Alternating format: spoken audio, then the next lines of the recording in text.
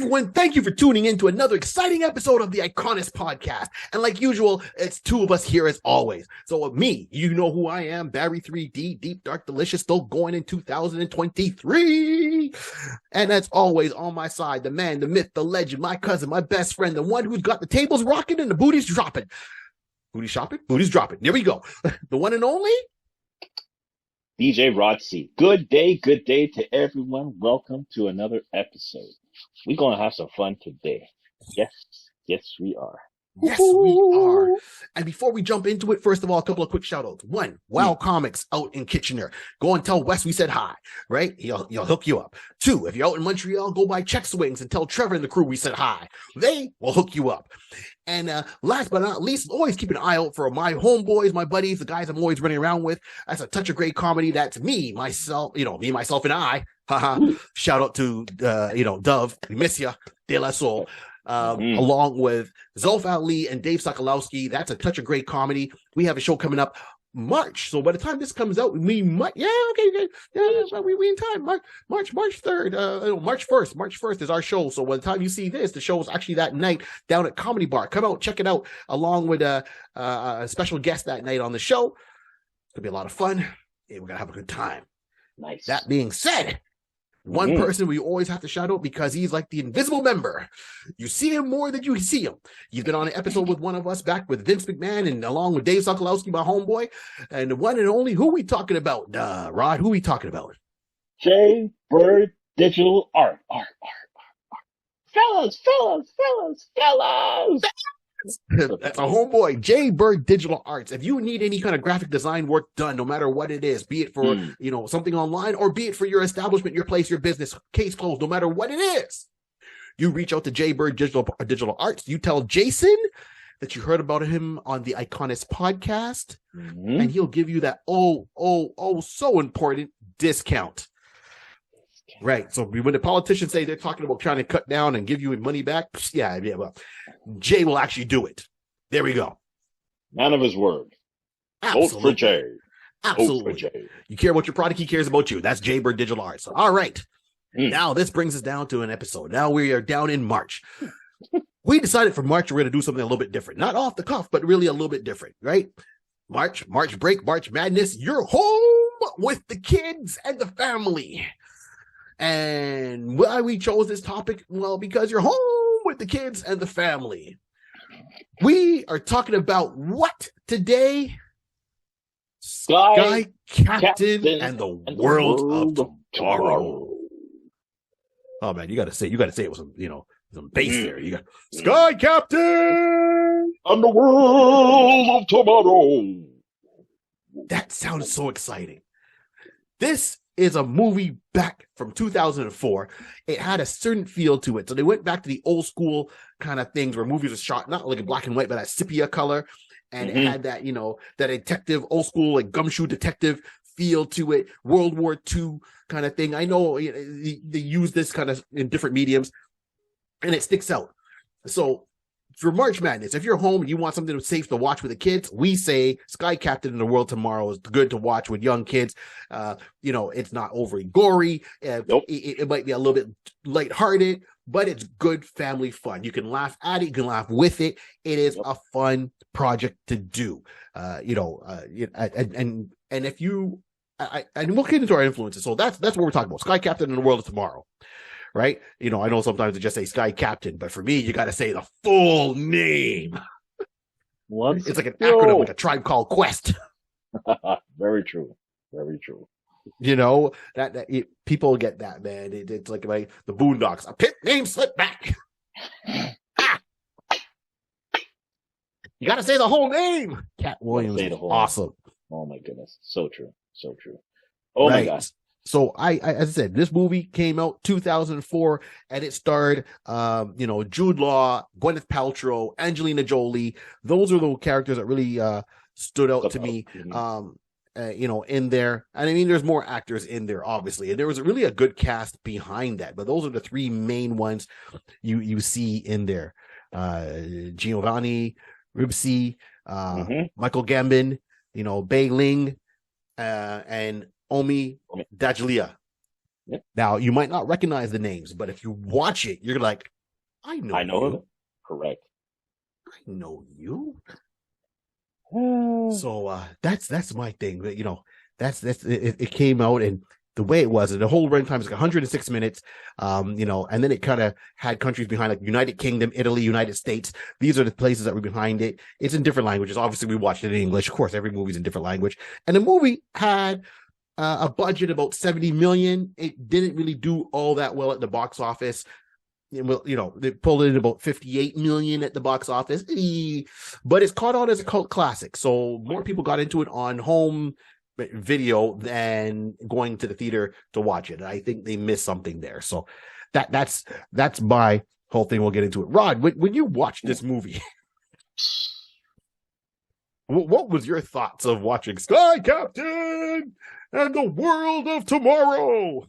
Well, I like the fact that, like you said, it's that gumshoe type of movie. And the funny thing is, 2004, when that came out, this movie came out, again, there's not a lot of that, so that's why it had its own lane. It made you have to say, oh, this is different. Let me see what this is about. And when you start to go in and realizing the whole concept is trying to give you the dramatic vision of being in the 1920s. When they're like futuristic stuff was like, oh my goodness, lasers, robots, world domination, world takeover, and crazy things. Like watching it at that time, and if I'm thinking correctly, 2004 was before 2005, which was before the introduction of the Iron Man and the world of multiverse and all that kind of stuff. So we would know as people who love the sci-fi genre, we can look at this and like say, well, we know technically this is not on this planet of Earth, but it could be another version. As you can see certain things. When you watch it, you'll see like, oh, I can see that being here. I can see, ooh, that wasn't in 1920. That was a kind of very futuristic George Jetson kind of thought process. But to me, it was nice because it just gave you an old style with a modern futuristic touch. And like Barry said, you're going to watch it. You're going to enjoy it. Like definitely because this is March, this is the time for March, March Madness, the month of March when you have time with your kids. You can definitely start sitting down with your kids and having a good family outing, stay home type of movie. Watch this with the kids. I'm telling you, especially if they're young at a certain age, and especially if they have that type of mindset for genres of the sci-fi type of genre, they're going to start picking out little things like saying, oh look, not giving away certain things, but there were certain, like basically, let's say Giovanni, he was basically like the psychic friend Sky Captain, and he was more of the futuristic inventor who was coming out with there was one particular time you see like a ray gun type of again, and you got to think of it, this was built back in the days when it was seeing cartoons and comic book strips and all that kind of stuff. When they did a ray gun, it was a circular beam, type of ray gun. So they made sure that they had the type of context to give that type of feel. Like this is still 1920, and the mindset of what you would have thought would have been at that time. But he was a genius in the sense that Sky Captain was, he had his certain plane that he flew, but it wasn't just an ordinary plane. I can't remember the character's name right at this point. Right now, I'm just going to have to look for it. But his sidekick basically created that for him, gave him a little extra touch on it. Dex, thank you. He created a little differently for him at that point. So, children, kids, young people, anybody who's going to watch it, they're going to enjoy it because they're going to see, the different nice little flares. They're like saying, oh, it is new age.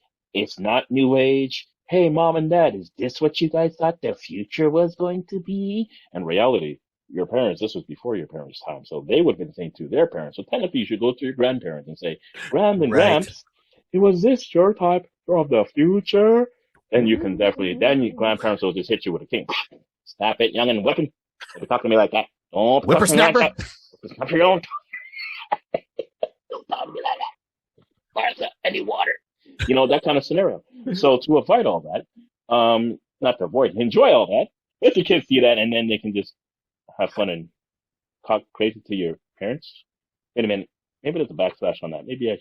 No, watch it. It'll be good. Trust me, it'll be good. It's good, and it had a lot of influences. Okay, so you're right. Oh, So definitely. Dex was the guy who made everything. So you had the main character who was named John. That was Sky Captain. That was Jude Law's Yeah. character, Mhm. right? And then you had the Penelope. Well, Joe. Sorry, Joe. Yeah. Oh, Joe yeah. was the main character, and Yeah. then it was Polly. Polly, Polly, and she had her like the two P's in her name, Polly Penelope, something like that. Polly Perkins. Polly Perkins. Polly Perkins, Lois Lane. There you go. There's a lot of parallels. First of all, this is what we're talking about in the show, because this guy had to be a comic book fan. He had to be a fan of comic books, and here's why I'm going to point out a couple of things. So one, Joe, Sky Captain, in a plane, buckled up, looked like Maverick, old school, with the goggles, right? If you watch the, Captain Harlock back in the day, the cartoon, or Albator. Okay. Yes. Right. Before he became a space pirate, and he talks about his ancestors. You see his ancestors during like World War II flying one of those single propeller engine planes fighting, and he had the scarf around there with a thick aviator jacket, the big goggles, and that's how they used to dress. That was seen as, oh wow, that was a status symbol. So that's Sky Captain. Okay. Mm-hmm. Then we got Polly Perkins, Lois Lane, Lana Lang. She's obviously the love interest. And those two seem to have had a relationship. They seem to have gone their separate ways, and it was a little bit toxic, but they're very lighthearted about it because it was back in those 1920s and all that. And the movie opens up with Polly Perkins getting a story, a lead to the story. It opens up with this German scientist on one of those, the Hindenburg, right? One of those airships, as they used to call it back in the day. Yep. Zeppelin airship flying over to New York. And he's changed his name, and he's like, you have to make sure this gets over to this person. Don't let this person get it. I'm being followed. So automatically you get that gumshoe feel. Then they bring in Then they bring in the, Polly Perkins, and she's a reporter. They bring her in. Okay, fine. She gets wrapped up in the story because, she's a reporter. Very, very Lois Lane-ish. So there's one trope. No fear. We'll run into the fire to get the story. That's what we got to do. Oh my goodness. Polly Perkins on the case. And she has her camera with X amount of film, and she goes and meets, and the story advances. Then, she comes out, the scientist is gone. She goes to meet him at a rendezvous in a cinema. They hear sirens, everyone runs in the street.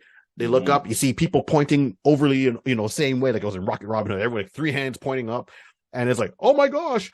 And all you see is the shadows.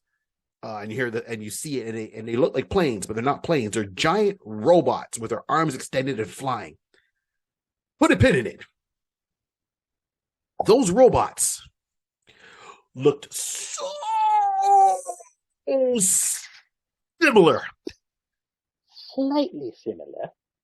If you've ever watched the original Superman cartoon from 1941 by Max Fletcher, there's one of the shorts, and these shorts, the Superman cartoon, they run for about 10 minutes. And in one of them, Superman is fighting these robots. The robots look identical. Right? Identical to the robots in Sky Captain and the World of Tomorrow that Polly sees. Like the body structure, the head to it, how they have their arms extended and the wings come out from their arms. It was really, someone looked at Max Fletcher cartoon and went, I can just copy and paste. And that's what they did, in my opinion. Watch it. Watch the Superman Max Fletcher cartoon, which is by Paramount. And Sky Captain. You'll see the similarities. Well, absolutely. But you got to look at it again. This goes back to what talking about the context. That again, I know I said 1920, but technically this was 1939. So it had the 1930s, late 30s, late 1940 type of feel. When you look at comic strips at that time, there are always something very similar across the board. Like if they're talking about aliens, or they're going to talk about robots, or talking about some type of sci-fi or rockets, they always drew it along the similar line. Again, giving you that concept, like if you're going to see this, you're going to automatically feel, well, I don't think this is any modern kind of robots that we're seeing right now. I believe these are something from back in the days, back before let's go back in time. Back in Let's go time, right? back. Back, forth and forth. Mm. Aaliyah, miss you. All right, so this is what I'm saying. When you look at Max Fletcher cartoon came out in 1941. This is supposed to be based in 1939. So this is at the time is what people thought at the time when they were creating this stuff. You know, the Max Fletcher cartoon, what robots would look like, you know, in the future. Now we have, you know, them running around looking like, you know, how the Will Smith cartoon, Terminator, Arnold Schwarzenegger, you know, not cartoon, but show, you know, I mean, with Will Smith, I can't remember, I'm escaping me right now. Which one? The Will Smith one there where he's got the robots. Oh, iRobot. iRobot. Duh. Yeah, iRobot. Duh. Yeah. iRobot. I-Man kind of lost on that one. iRobot. So iRobot, Terminators, whatever. iRobots now are different for what they are in the future. But back then, in the 30s, 40s, this is what they envisioned. So those two look the same. Now, why did I mention Paramount? Because Paramount distributed Sky Captain and the World's Tomorrow. But Paramount was also, back in 1941, behind the Max Fletcher Superman cartoon. No, he didn't. Yes, he did. Yes, I did. So, I mean, dead on. And getting back to your whole thing. So, you know, Sky Captain, you see, you know, he's flying around in the city with his plane. He's fighting the robots. He's shooting at them. He's able to kind of bring one down. And next thing you know, he's back on his secret base, which is a couple of miles away from the main city. It looks like it's inside of an old volcano or, you know, a mountain that's hollowed out. But it's like, you know, coming up to it, you see a mountain. When you fly over the top, you come down, you see it's got its own flat landing surface. So it's got runways, it's got, you know, other bases there. There's multiple people working there. It's the evil lair, man. It's the evil lair. Yeah, well, it's the evil lair, but this time the good guy has a lair, right? Oh, sorry. Yeah. Well, it looks like, let's say it looks like an evil lair. It looks like an evil lair, but it's a good guy. So this is Sky Captain's base. So you get there and you see there's other people there. And they're all in uniform, but they refer to them as mercenaries, but they're all still in military uniforms, so to speak, right? How they dress. So once again, where they used to be military and stopped, you know, love world building possibilities right there. And then, you know, Polly Perkins shows up and she gets there before Sky Captain. Don't ask how, we just say movie magic. And then they bring in the giant robot, but then she's got the plans from the doctor. And then you're looking around and it's like, oh, okay. You know, and you see Dex. So Dex is the boy genius. He's the sidekick boy genius. So Sky Captain is your Captain America, Superman, you know, America and apple pie kind of guy. You know, supposed to be the strong type, good for action. Polly Perkins, love interest, on and off again. It's like, are they together? Are they not together? It's, you know, there's something there, but they don't overly play it like how they would play it up today, right? With the sexual tension. That's fine, but you know there's something there because it's very, at the time, it's supposed to be the 30s. That's how, or sorry, the 40s. That's how they were, right? They weren't as, you know, overt as they are now. And then Dex, well, if Sky Captain is your Captain America guy, that makes Dex Bucky. Winter Soldier, right? He can handle himself, but he's the one that creates all the stuff. Like he created the ray gun. And what I liked about this movie is one, how they filmed it. It was all done on a studio, so it wasn't no live location. It was all done in the studio and graphic like design, and they did it that way. I think it was the last time they kind of did something that way. It's very reminiscent of Sin City, 300. Yeah. You know, and that was a gap before we got that. So they fully digitized this whole world and backdrops and all that, and they added that feel to it. So the architecture was very reminiscent of that time period of like the 1940, a lot of curves, you know, bold statements, you know, with brass and concrete, but the colorization really smooths it out. So that was what I liked. So even the ray gun, it doesn't have hard edges.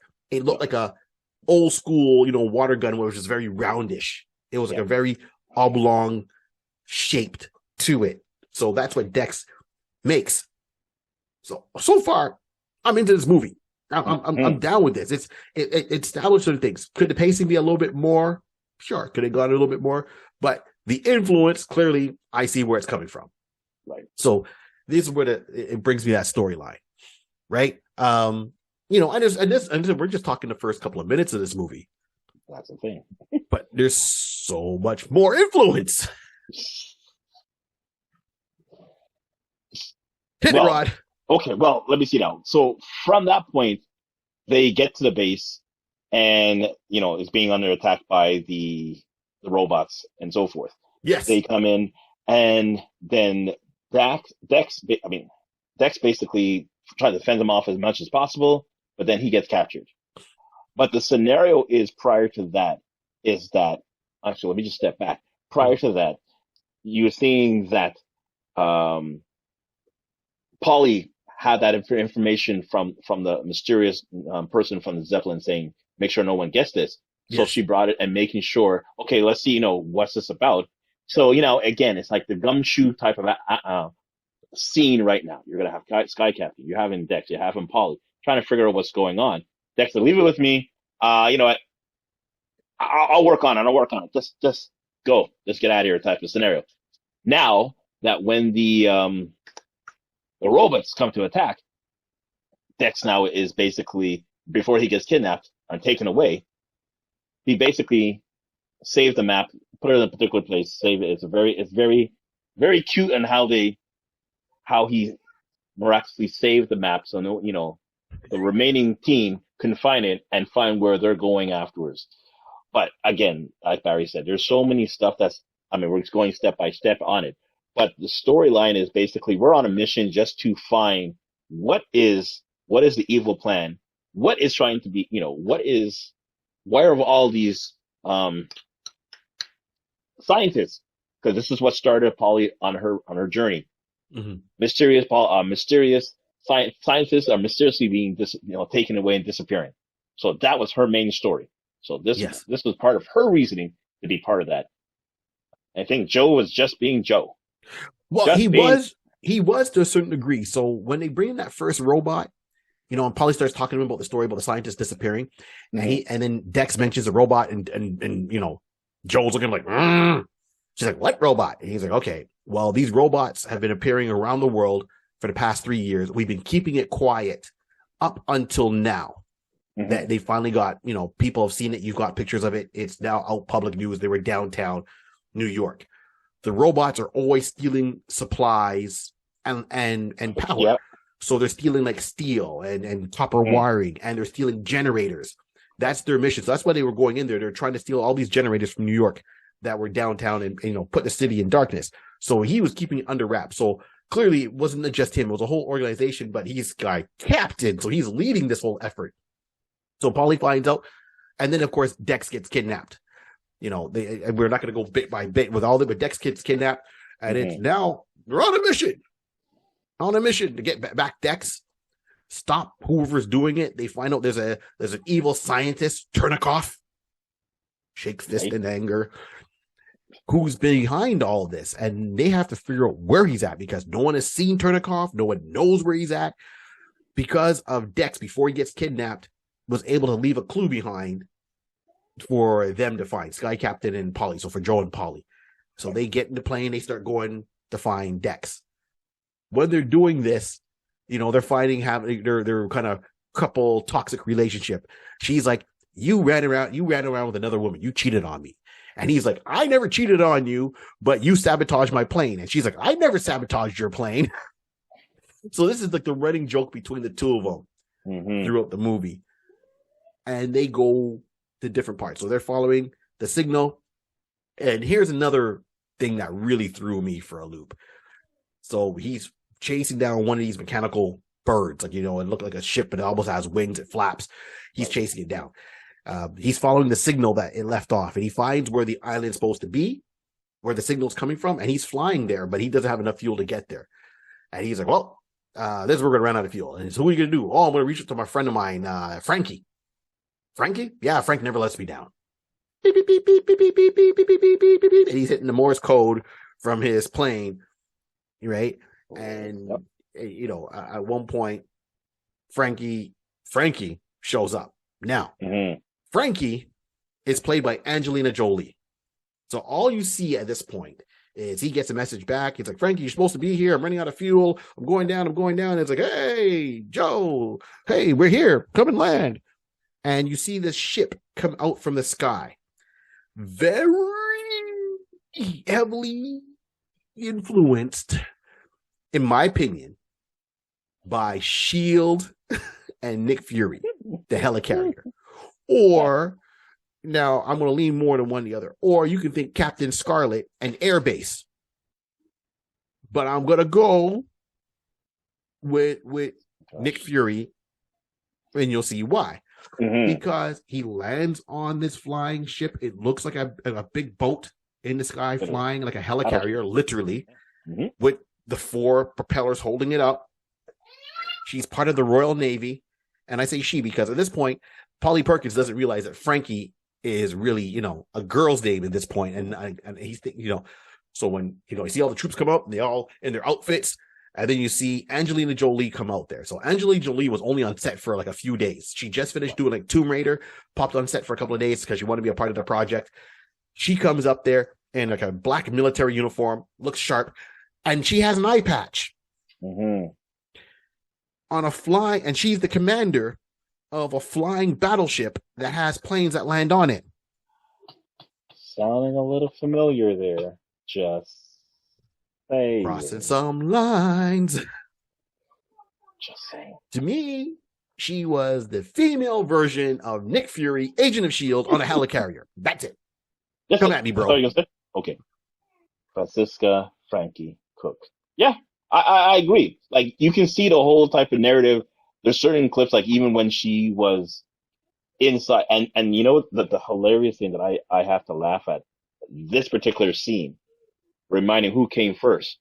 There's a scene in there, if I remember correctly, where she's on the interior of the helicarrier, and she's talking, not barking orders, but being commanding and being a captain, making orders, whatever the case would be. And the way that the whole layout is, it's like an open forum type of layout. You just got like the one runway. Yes. To where you would just basically the main center point, if you were being the captain, sort of like I don't want to say that one yet, but you said the name earlier, the one Sky Captain. Captain Scarlet. Captain Scarlet. It's got that same kind of feel. So it has that type of feel. So when she started doing certain orders, I think, oh, this looks reminiscing. But then we now at this time frame, we realize we are now seeing Nick Fury when it's the first time when the Avengers came together on the helicarrier, and how he was bucking orders, and Tony was making like joke like saying, I wonder how he looked at it one eye. How did he do it? How did he do it off one eye? And it was hilarious that we were watching that, but in reality, that was first. Thank you. On the cinematic universe aspect of it, yes, that was first. That was first.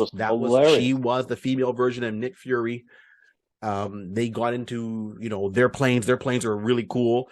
Their planes can go underwater. Sky Captain's plane, thanks to Dex, can go underwater. And then once again, we get mention of Dex. It's like, good boy, Dex. Dex comes up. That Sky Captain's thing, every time he sees Dex, good boy, Dex.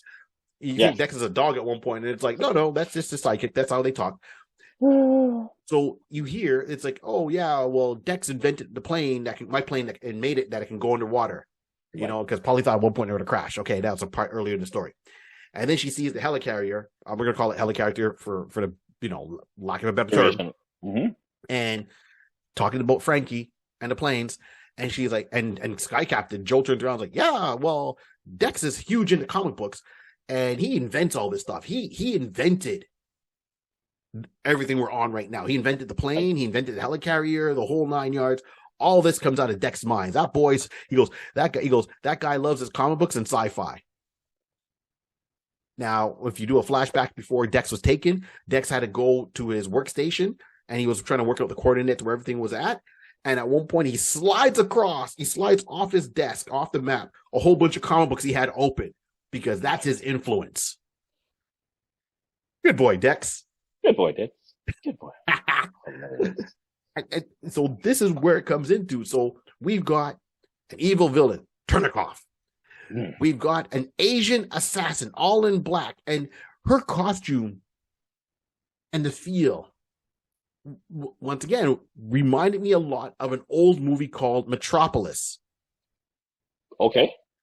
If you watch, if you look back in the archives, there's a movie called Metropolis, literally, and I'm sure you've seen clips of it, Rod, where you see this robot sitting down, a female robot, and there's like electricity around the robot, and it gets up and starts walking, and everyone's so it's it's very reminiscent how they filmed it, the technology, how they envision technology in the future of this movie Metropolis. Once again, another influence. We got influence from Marvel. We've got influence from Metropolis. We've got influence from TV shows. We got influence from Max Fletcher, and it's put it all in there and stir it up and throw some seasoning on that. And there, you know what I mean? And you get some rice and peas, and you got yourself a meal. Hearty meal. Hearty meal. Not that I'm hungry or nothing like that, but you know. No, you're not. No. So Sky Captain, to me, this is why I wanted to talk about this, because it had all these aspects. And then he still goes on and he runs into another character. And of course, there's intrigue and he gets, you know, and even when you see the other actor he runs into, you'll remember this actor from, you'll remember him from The Mummy, the original one with Brendan Fraser. He was also in Prince of Persia. He was in the Clash of the Titans movie. This guy does a lot of character roles, and I like him. He's never been the main star in the movies I've seen him, but he's always a scene stealer every time I've seen him. Right. Yeah, definitely a supporting cast, definitely for sure. Yeah, but you got to work hard because he'll steal the scene. And so these are the characters that stood out for me. Was Frankie, this guy. So, and then he's like, okay, we have to find this one town, this one place, where it's on the map. And it's like, oh, it's called this, but it also goes by many other names. It's like, oh yeah? And he calls all the different names. And he goes, well, you might know it as Shangri-La. What? Sky Captain started off in New York, and now he's looking for Shangri-La just to get back Dex. Good boy, Dex. Because he left the directions? Okay. I tell you. And it's all over the place. Like, we'll find out that, he went through Nepal trying to find Dex, went to Nepal, went to Tibet. The great thing, like Barry was saying, the great aspect of visually of how this was set up, the CGI, CGI, but the CGI aspect of that type of metallic type of feel was great. And you can leave, and this is a global picture. So it's taking you to places that, again, someone who is in 1930s at home in the US, somewhere just, at that time, you're now getting a visual of the rest of the world. This is just giving that those different dynamics. So again, now we're going to the mystical area of the world called Shangri-La. Oh, that's big. That's big. Anybody be like saying, I gotta watch it. I gotta watch it. I gotta watch it. Let's go. It's a great thing. Don't keep going. I gotta come back to that part. I don't want to. Okay, no problem. So they have their death-defying moments and escape, and they still keep looking for Dex, and they find out another clue. Like they see the monks in Tibet save them.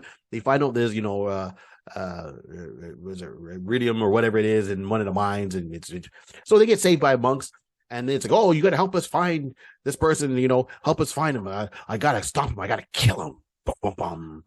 And the monk is like, okay, well, no, you can just go back home. And it's like, well, I'm looking for his guy. His name's Turnikoff. Well, what'd you say his name was? We will help you. Because he shafted our people. We know someone that can help. And he goes and they go through that part of the storyline. And then they kind of get the lead of where Turnikoff can be. So they start chasing him down. They're still being chased by this assassin who's all in black with this kind of cone hat. And she's extremely strong. And they get there. And then they finally find where he's supposed to be. So we know we're jumping parts of the story, but we want you to watch it. And when they get there, you open up into a world where Turnikoff he's a scientist himself. He's a geneticist, it seems, because he experiments on live people, live animals, living beings and things.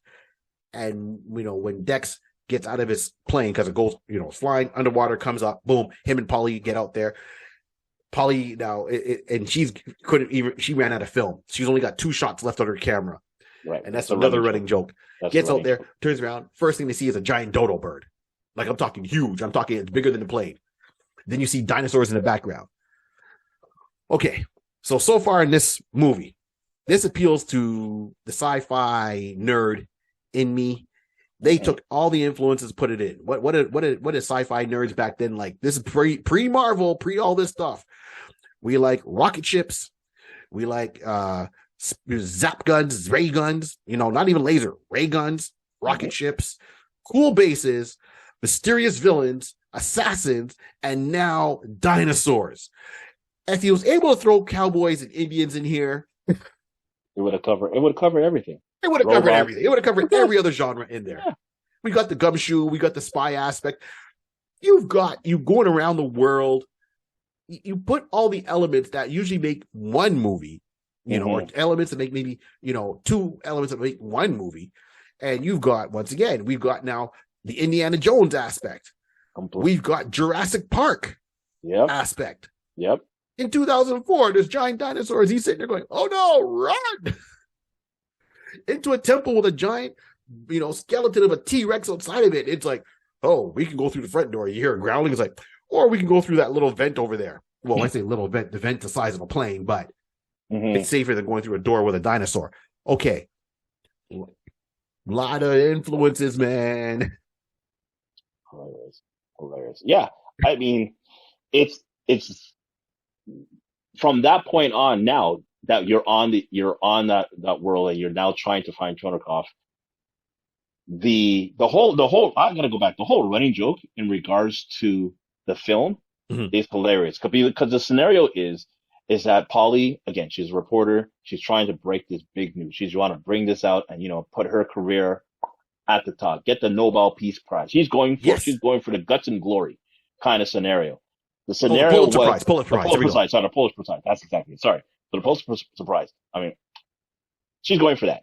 Yes. I can't even talk right now. So she's going for that. The hilarious thing is that when she was in the cave, she basically they had an opportunity, or sorry, they did not have an opportunity. She had her film. She had a whole bunch of films. She had a bag with her film, and she dropped it and she left it on a crate for half a second, and then they were in a mix up trying to escape, and then they're realizing, okay, this place is gonna blow. We gotta go now. Joe's grabbing her. Let's go. She runs off. Oh my goodness, my bag. You don't have enough time. So she runs. I died because at that point, I laughed because at that point, you get the typical running and explosion. The concussion just pushes you away. You're flying off. I really thought, honestly, Barry, I think she could have got the bag, Of course she could have got the bag. I think she could have got the bag.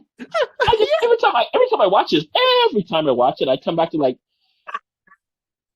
you really could have got the bag. So the scenario is now she only has whatever film she has left in her camera.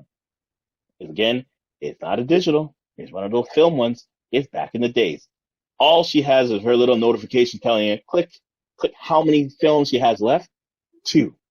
Yeah. So this is where is the running joke. So she is seeing 2 pictures, and she's like seeing all of the dodo birds. Like, oh my goodness, I'm seeing dinosaurs. Oh my goodness, I'm seeing a rocket being taken off. We'll get to that's later on in the show. Yeah, but even prior to that was like the flying helicarrier. Oh my goodness! Didn't take a picture. You see the dinosaurs. She takes it up, stops. Yeah, takes it up, looks down too. And Joe's like, "You sure you don't want to take that? I don't think you're gonna find anything better than this." No, I'm going to wait. So it was always a hilarious thing that he always has the opportunity to get that shot. The picture. And I'll keep in mind that's 1939. So you come back with a picture of live dinosaurs, flying airships back then. Woo! You're going to put it to the general public. They were not ready for that, and she had the opportunity. She's seen it all. Yeah, and add to your thing when they were running from the dinosaurs. They're running, they're being chased. This guy, Joe saves her, sees her, she's crying. He's like, "Why are you crying?" It's like everything's gonna be okay. And she's like, No, I only have one picture left. He's like, "What do you mean?" He goes, It shot the floor. It took a picture of the ground. I shot the floor. What? I shot the floor. What do you mean? I took a shot. Okay, cool. I took a shot. No. I took a shot of the floor. I took a shot of the floor when I was running. I only got one left. I'm like, poor thing. Don't feel bad because Joe, who's our hero, turns around and laughs out loud hard. No sympathy. None whatsoever. None. But now, during this whole thing, they kind of soften up the relationship, and there's certain things, that you catch. Like all the time, it's Polly. And if you look at Joe's plane, he has a lettering on his plane. and him and Polly always arguing. But at one point when she's coming out the plane, near the end, Joel's plane is on water. So she looks down to get her footing, and she sees the reflection of the lettering in the water. And if you put a mirror to it, whatever that lettering looks like to identify his plane, upside down, it spells Polly. And she was having he named his plane after me. Now you have to understand, Joel loves his plane. It's like Thor in Love and Thunder with his hammer. It's like, Asgard's gone. Yeah, but my hammer. Oh, okay. You care more about the hammer than your comrades going. Okay, so that's how it comes down to. And then we're getting close to the end. We get to the movie. They find the main bad guy, and I don't want to give it away the plot twist from the movie, okay? Because we want you to watch it.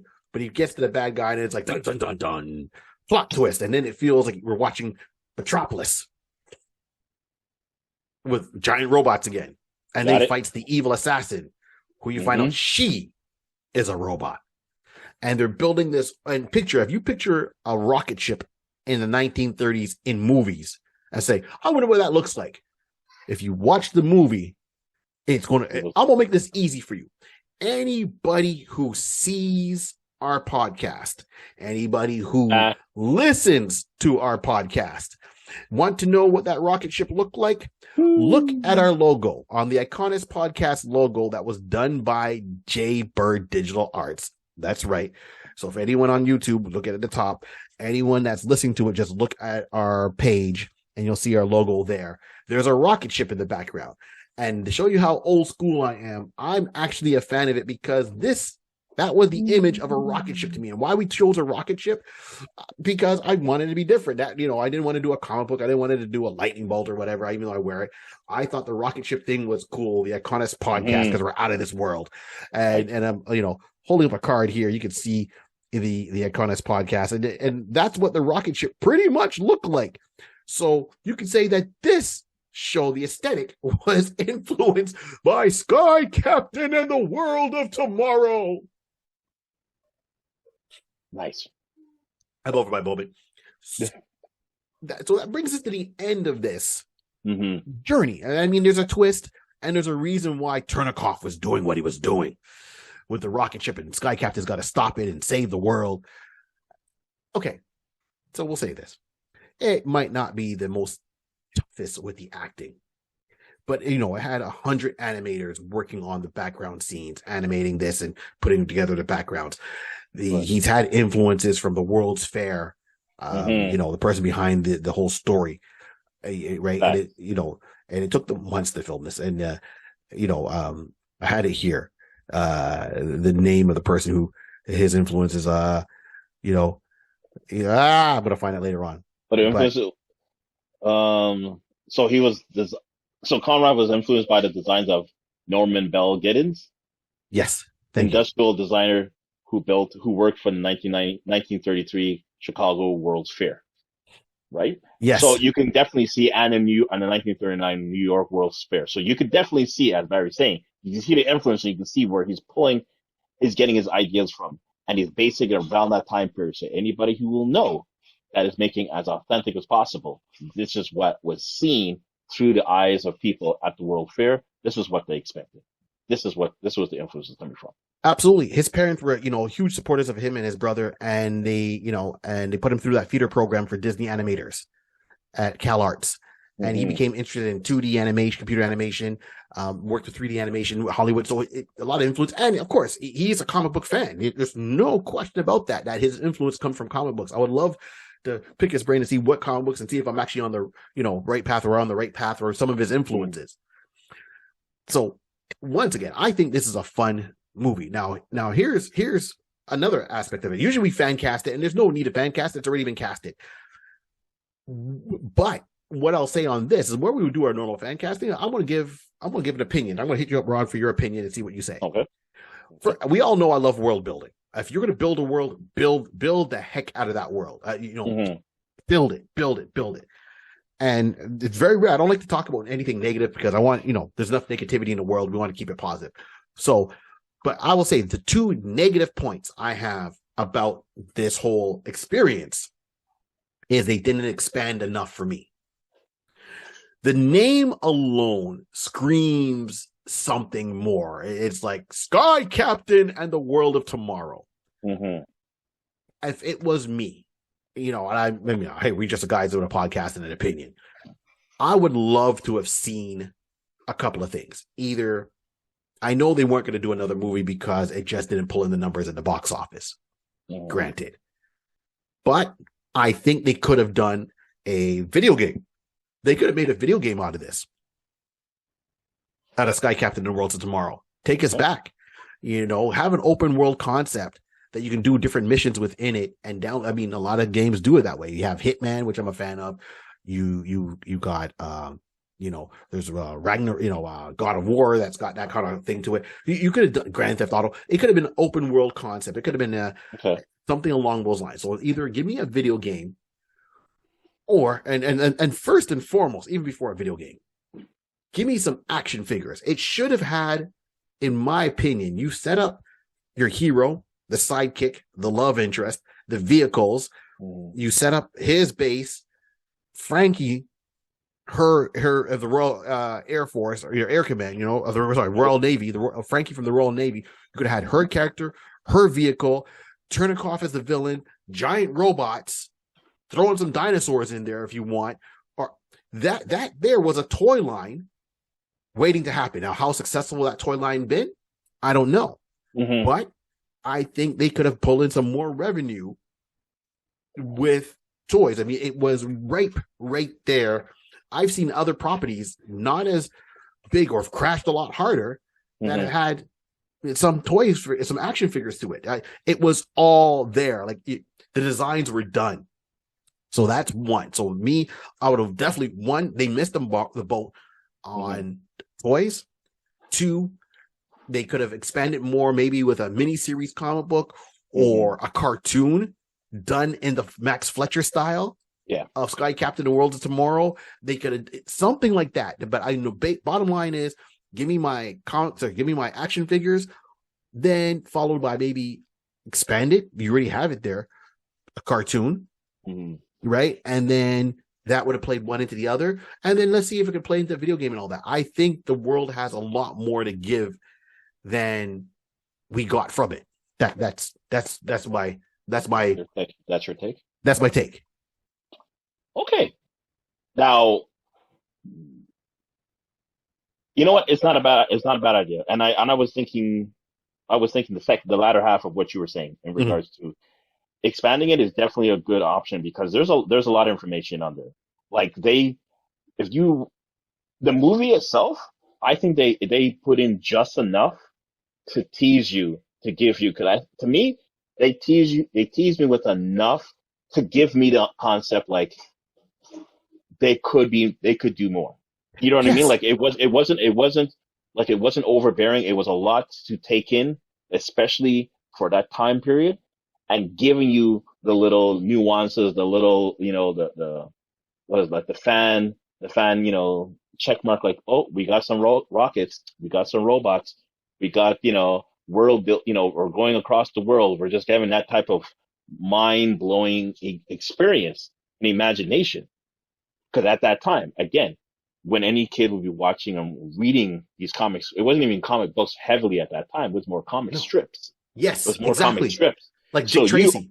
Dick Tracy. So you only had maybe 4 to 6 panels of a comic strip, and you got to build off of that. And then the next week it's another comic strip. It's another. You're building. So you're giving a kid chance to use their imagination to the fullest. So to me, they actually gave us that imagination in such context that you can literally say wow. It makes so much sense because if this was a strip, this would be one scene, next scene, but they made it nice and fluid. So I would have definitely say, continue word building because you can tell they were already, that was the concept. That was the path. That was the lane they were going in. Mm-hmm. I would say to give it a comic book would be great. I would just bring it back to again, I like my cartoons, not even a full anime. Even an anime even if you had an anime would be good. I would just say a cartoon, and everybody knows it's a distinction of what looks better, or whatever. Right. I think I would have a more anime type of feel because there are some animes out there that has that type of uh, quick eye type of action because everything is like it's black and white and gray, slight color. It has that Yeah. pale type of color. You know what I mean? Yes. So if we were to give it a little bit sharper kind of drawing to it and give it an anime type of feel, like a magna type of feel to that, Right. Right. it could definitely take off very well down that lane. Because there are similar stuff out there already, Oh, for but they're sure. not, they're not doing it Sky Captain in the World of Tomorrow type of world. So we can open that's a venue that can open up very nicely. Yeah, see, the only reason I was going with it because I saw the look they had and I see the influence they had, and I was really That's looking at comic book. Max Fletcher, right? I love the animation for Max Fletcher. Max Fletcher, Superman is very smooth. It uses shadows, the set the tone, and it really reminiscent of what Sky Captain could be. Oh yeah. So that's why I was saying, okay, well, and it would be different. It would stand out a little bit more. Either fans are going to like it or hate it. You know what I mean? It's going to be like, well, the art's totally different. When you look at art compared to Simpsons to Bob's Burgers, the art styles are totally different. Either you like it or you don't like it. I think this would stay true to that genre. It would definitely go to the world building because it's Sky Captain in the World of Tomorrow. The World of Tomorrow is still going on. Completely. Let's see what else they got in there. So that's why I think that I would go more with the world building, or not world building. Let's see the world that you built. Correct. That's what I'm saying. It was already there. Like they gave you enough influence. If it wasn't supposed to be a world building type of movie, right? Yeah. We would not been global trotting looking for decks, looking for the main villain, looking to try to solve all that mystery. It could have done probably the same, or they could have tried to write it that it'd be the same type of scenario in New York. And just left it at that. Of course. But because we've now flew across, we've gone on the water, we've done all this, we've opened up so many doors. Like, we're building right there already. Keep going. So now you can have another spin-off of a storyline going someplace else. Of course, it's gonna be like he's Sky Captain in the World of Tomorrow, right? And you nailed it right away when you said like the serials back in the day, the strips, like the 4 panels, 6 panels. That's very much those comic strips is very much of Dick Tracy, Flash Gordon. And then you can even tie it in, like even give it the feel of Doc Savage, the Bronze Man. Like it really had those elements to it. So that's my 2 cents here. We'll wrap this up, but we'll simply say like Sky Captain in the World of Tomorrow, good family movie. Sit there, get the popcorn, have some laughs, laugh with it, laugh at it. And see, don't just take it for face value, but see what the creator was trying to do and what he was building, and dig deeper. And I was looking online too. I know people have done some, couple of toys, and one I see the most of is from Frankie, the Angelina Jolie character. So, yeah. Again, they're going for, at least in that aspect, they're going for the name that everybody knows more than Gwen and more than Jed. Her character is cool.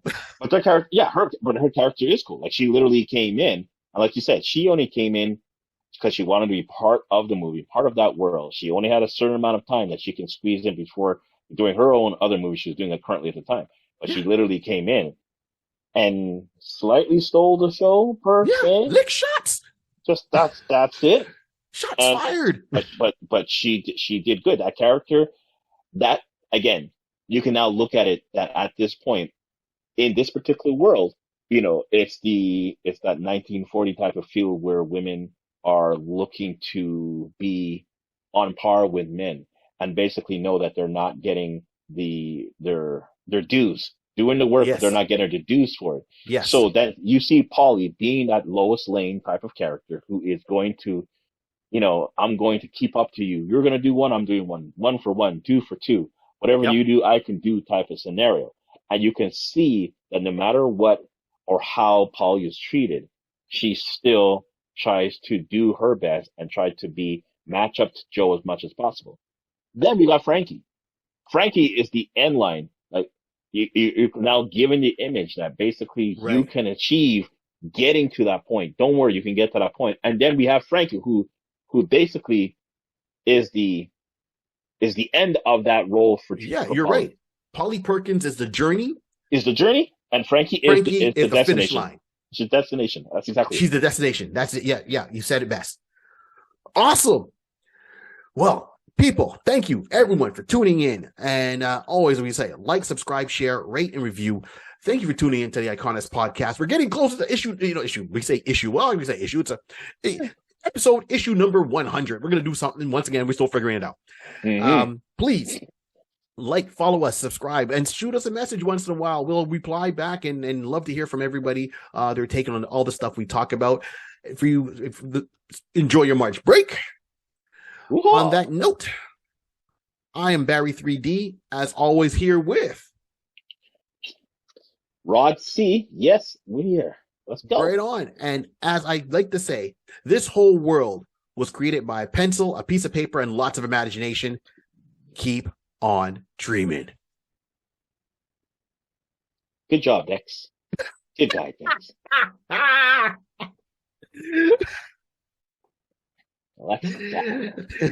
Golly Willikers. Jolly Whittaker. Now you're starting to look like you're starting to sound like Robin. You're starting like the Park Ward version. Holy callback, Rod. Oh my gosh. Route.